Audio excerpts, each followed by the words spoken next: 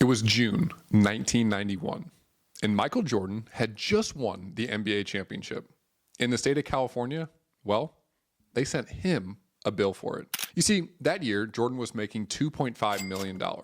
And while he didn't live in the state of California, while he didn't play for a California NBA team, the franchise tax board for the state of California determined that because he had played a couple days on their soil, they too wanted their cut. And you see, the state of Illinois, they fired back at this, and they actually put a law into place called Michael Jordan's Revenge, which simply said this: if you are going to tax our athletes in your state for the days that they played there, then we are going to do the same. And we are going to tax your athletes in our state when they come here. Well, every other state started to watch, and they realized two things: that athletes are making a lot of money and that their schedules are public.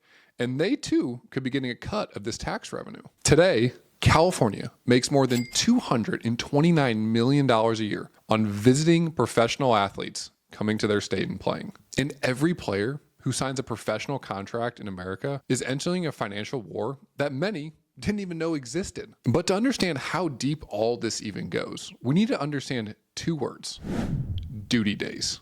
You see, think about what California actually did to Jordan. They weren't taxing him on his entire salary. They weren't even taxing him on just the games that he played there. No, they wanted to tax him on every day that he had spent there, every duty day. That meant off days, that meant workout days, and that meant game days. They wanted to take a cut for each day that he spent there of his $2.5 million salary. Within a few years, it had spread to almost every state. And their weapon of choice? Well, the same one that California used: duty days. Today, an NFL player files between 8 and 12 state tax returns a year. An NBA player up to 20. A Major League Baseball player up to 25. And it all started because of what California did to Jordan in 1991. And before this video is over, I'm going to show you how players have started to fight back and how one player saved more than $2.7 million in taxes by being smart about a $100+ million contract. But before we do that, we need to shift from where this stops being a history lesson and starts getting genuinely insane. 2017, Hurricane Irma is bearing down on Miami. And the Miami Dolphins determine they have to evacuate. And what do?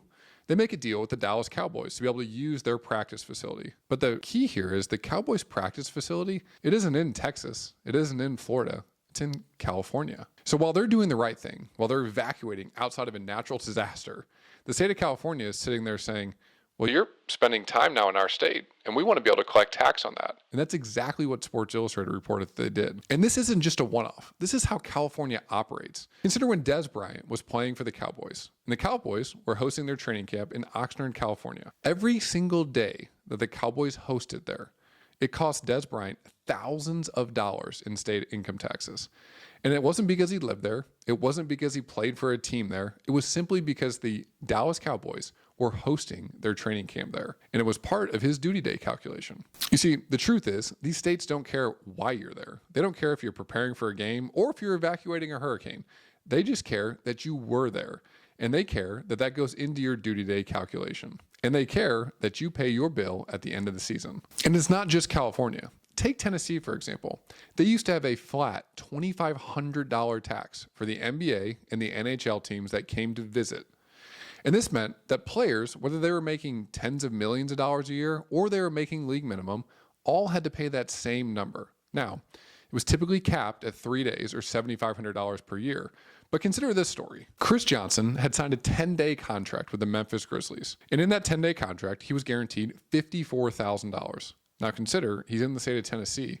So Tennessee said they wanted to collect their flat tax, $7,500 from his $54,000 10-day contract. The same bill that superstars in the same team like Marc Gasol and Zach Rudolph got. Players who are going to be earning millions of dollars that year and be with the team the entire season. And this is a direct quote from Johnson when he got his first paycheck. I didn't know much about the tax, but I did see when I got my first paycheck, there was a lot of tax taken out for a 10-day contract. Players eventually filed suit, and Tennessee repealed this act in 2016. But here's where the story turns, and you start to see how athletes today are fighting back against duty days and the Jock tax. 2022, and Tyreek Hill has 2 contract offers on the table in free agency. They're both for roughly the same amount of money, $120 million. The only difference is one is with the New York Jets, and one is with the Miami Dolphins. One has a top tax rate over 10% as a state, and one has no state income tax. And this is a direct quote from Hill after he chose the Miami Dolphins. It was very close to happening, but it was just those state taxes, man. I had to make a grown-up decision. Well, that grown-up decision was worth roughly $2.7 million in Hill's pocket because of the state tax difference. Same contract, same terms, different state. Now you multiply that out over the course of a career, and we're talking about players that could be earning millions of dollars more in their pocket by making sure that their contract is either structured the right way or that they're in a state that is friendly to state taxes. Now consider this contract structure. Kyle Tucker just signed with the Dodgers this past offseason. 4 years, $240 million. Now we all know by this point in the video that California is not friendly to professional athletes, and they're certainly not friendly when it comes to state income taxes. So what did Tucker do? Tucker structured his contract in a unique way that paid out tens of millions of dollars in the form of a signing bonus and not salary. So here's what that actually means. $64 million of the contract was structured as a signing bonus. And if Tucker did planning the right way, and he was a resident of a no state income tax state, that signing bonus, assuming there's no abandonment clause language in there, which means it would be taxed as a true signing bonus. Well, California, they have no right to tax any of it because that signing bonus will get taxed in his state of residency, not where he's actually playing his games at. So although the vast majority of his $240 million contract will still be subject to some level of California state income taxes, the $64 million that's going to get paid out as a signing bonus is outside of that. This isn't an accident. Structuring of contracts, timing of payments, and making sure your state residency is set up the right way before you ever get paid the contract. These aren't just footnotes. No, with the right team in place for an athlete, this is millions of dollars more in their bank account. And the key here is hiring those people before you ever sign the contract, before the ink's ever dry. And this is how athletes are fighting back. You see, this war started in 1991 when California saw an opportunity. And it created this epic battlefield that we see today. But the reality is, as a professional athlete, you can fight back in this war. And here's what I want you to take away from this video. Every contract number that you see, whether it's on the ESPN ticker or it's on your contract itself, is just the starting point. It's not what you end up with in your bank account. You see, what you end up with in your bank account is going to be all based on how you plan around making sure that you're maximizing your opportunity set. The system that California built in 1991, it's still running today. In states, they're only getting smarter when it comes to all this. And for the vast majority of the past 30 years, athletes have been walking into this war blind.